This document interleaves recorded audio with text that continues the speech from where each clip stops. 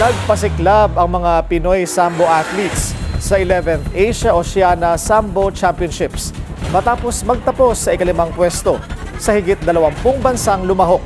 Bitbit nila ang 15 medalya mula sa kompetisyong ginanap sa Ninoy Aquino Stadium.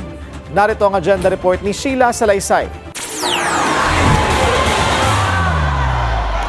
Nanguna sa Golden Run ng Pilipinas si World No. 1 Aislinn Yap na muling pinatunayan kung bakit siya ang isa sa pinakamahusay sa mundo.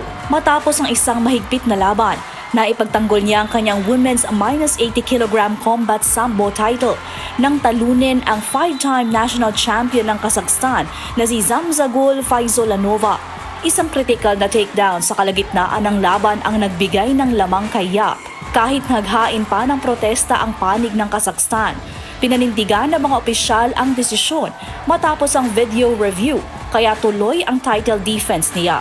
Siya ang nagkumpleto sa 3 gintong medalya ng Pilipinas, kasunod ng mga panalo ni Jo Marie Torres at Princess Cortez.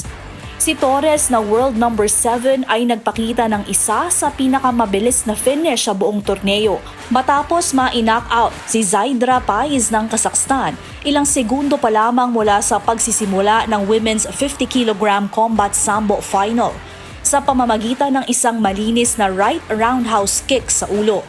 Wala namang iniwang pagdududa si Cortez nang dominahin si Mervet Verdinakova ng Kazakhstan para sa ginto sa women's 59 kg combat sambo.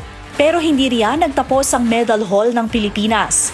Nasungkit ni Sydney C. Tangkotyan ang silver sa women's +80 kg combat sambo. Nagdagdag din ng pila ang national team newcomer na si Jasmine Ching sa women's -54 kg sports sambo event. Nakapag-uwi rin si Godwin Langbaya ng bronze sa men's -64 kg combat division. Sa huli, 3 ginto, 3 pilak at 9 na tanso ang naiuwi ng Pilipinas mula sa youth, junior at adult division. Mas maganda ito kumpara sa 2 gintong nakuha noong nakaraang taon. Isang historic finish ito para sa host nation at isa ring malaking mensahe na kaya nang makipagsabayan ng mga Pinoy Sambo athletes sa pinakamahusay sa Asia at Oceania. Para sa agenda, Sheila Salaysay, Billionaire News Channel. Manatiling nakatutok sa Billionaire News Channel. Sumubaybay sa aming social media accounts at mag-subscribe sa aming YouTube channel para sa mga eksklusibong balita at storya.